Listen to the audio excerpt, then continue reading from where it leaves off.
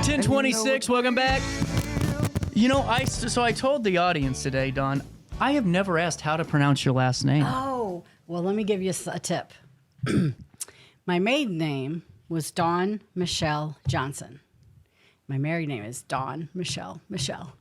Are you serious? I'm serious. I love it. I am serious. Well, so that's how. We are fresh off the Manilow concert. Oh, come on now. Wonderful. Fallon won big at Manilow. She was fantastic, and she got to bring friends, and he got to meet her, and she got to meet him. And oh my, was he not present the entire time? But you know, people don't realize for being being older, 81, to have the pipes that you're having, because Frankie Valli and all those guys can't do it anymore, and they have the mix and the lip sync, and he doesn't need any of that stuff. He doesn't need any of that. Just He's got his voice is good, you know. And the great part is when he was it 74 when he was on Midnight Special. Yeah. And they're playing Mandy and he's playing with them, and his pipes are better today. I truly believe that. I thought so too.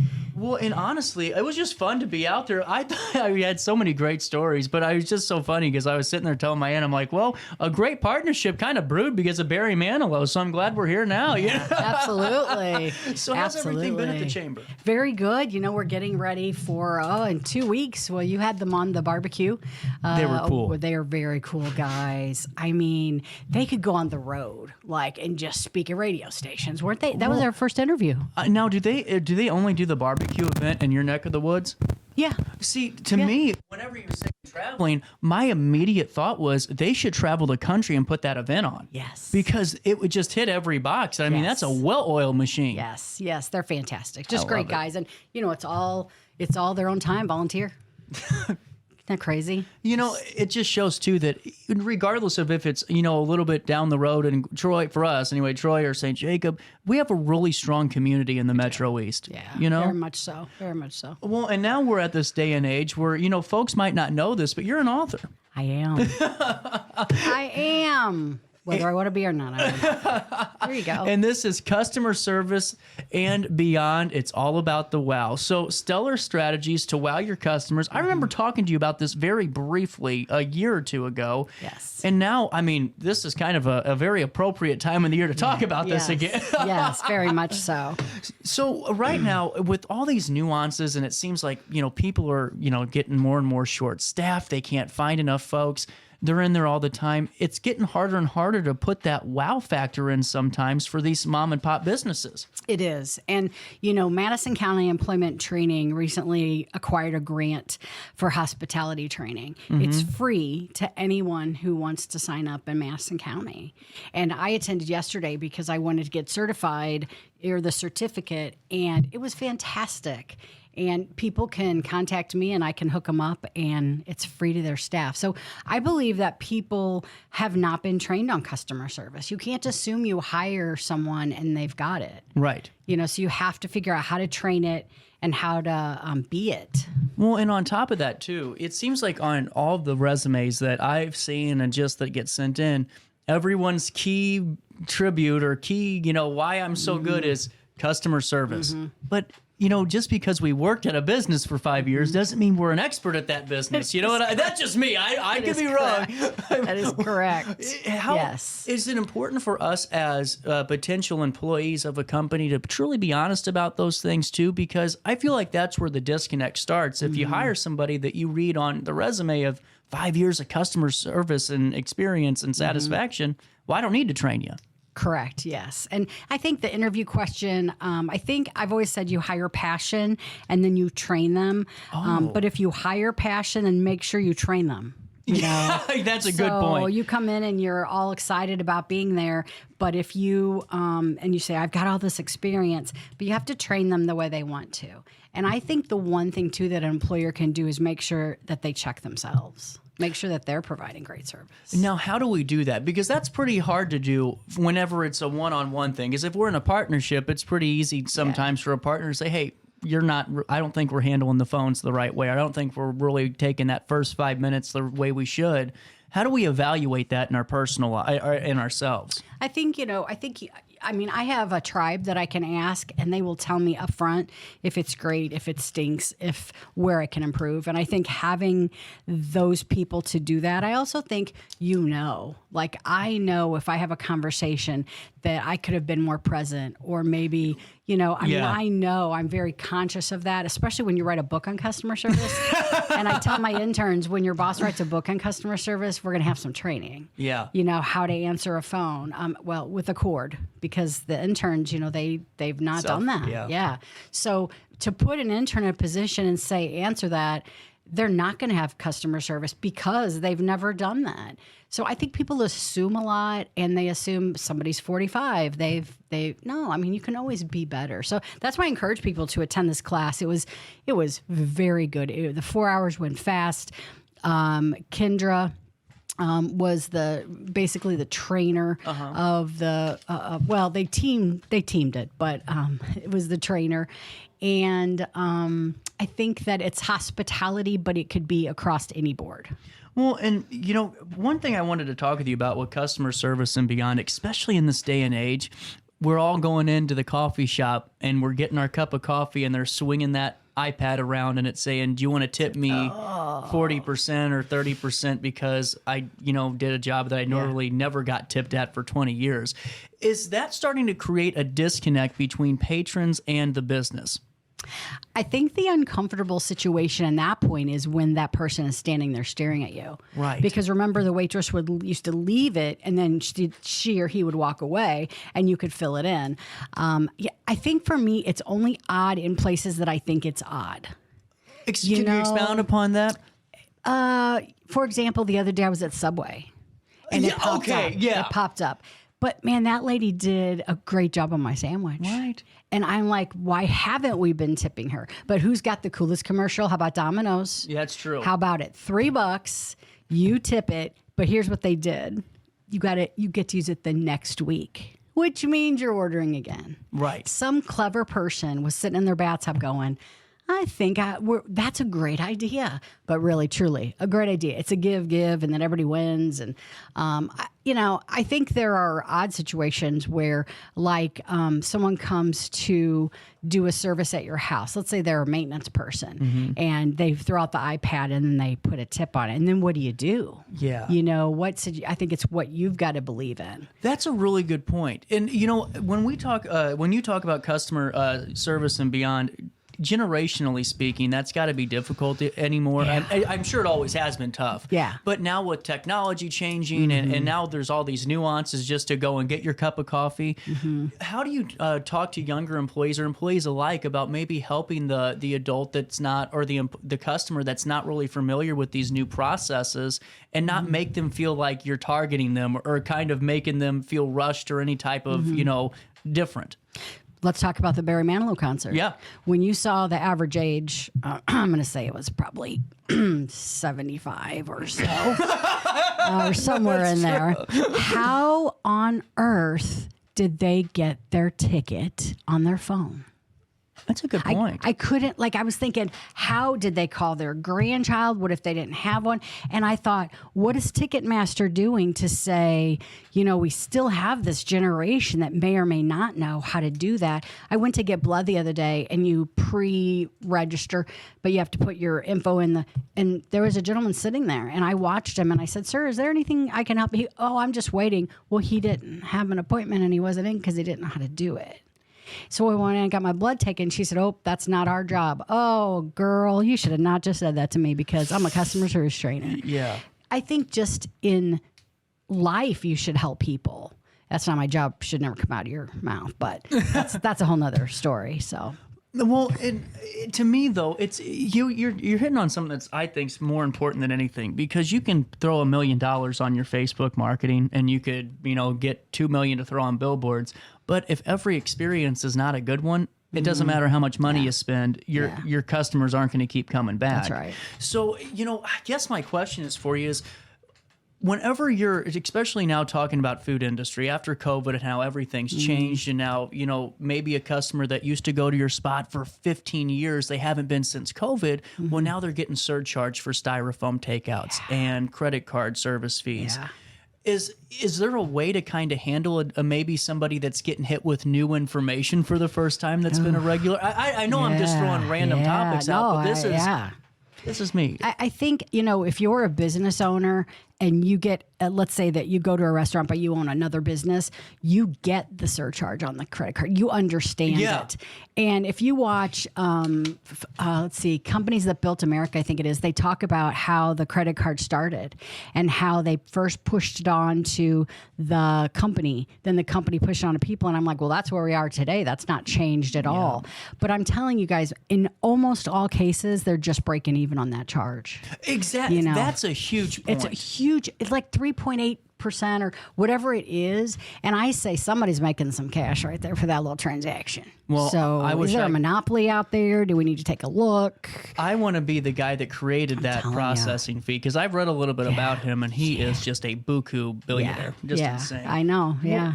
And, whenever you're training your employees, what does that actually look like? Because, we always hear about especially, I guess I'm thinking when I was, 16 and 17 working for the city, I never really had the, customer service training. Right, exactly. I never worked at a restaurant. I never, but for maybe, other industries, do they actually have training? What does that look like? I think training is ongoing, and that's the mistake people make. That's a great point. People call me and they say, "Can you come train us?" And I used to say, "Yes, I'll be there, and we'll do 4 hours or 3 hours or 2 hours." And now I encourage them highly to sign a long-term contract, not because I want to make more money, but because if I'm in there somewhere every week, whether it's physical, whether it's Zoom, whether it's a blog, whether it's a podcast, every week, because you're going to be great for 2 weeks after training and then you're going to forget it. If that long. If that long. Yeah. Yeah. So I encourage, and I think role play, I love role play. Now, I know people hate role play. I get it. And I will never pull somebody up that doesn't want to be there. But I can even role play myself. I can be 2 or 3 people if I need to be. You have to see it. You have to let your staff bring real examples and real issues.